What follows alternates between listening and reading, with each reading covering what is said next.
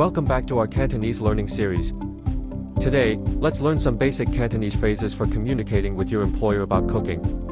To say cook rice in Cantonese, you say 煮飯. For example, to say I will cook rice, you would say 我煮飯. Next, to say stir-fry vegetables, you say 炒菜. To say I will stir-fry vegetables, you would say 我炒菜. Moving on to soup, to say make soup, you say 煲湯. To say I will make soup, you would say 我煲湯. Lastly, to say steam fish, you say 蒸魚. To say I will steam fish, you would say 我蒸魚.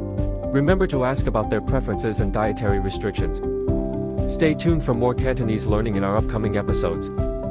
Follow T&G Wallet on Facebook. Happy learning!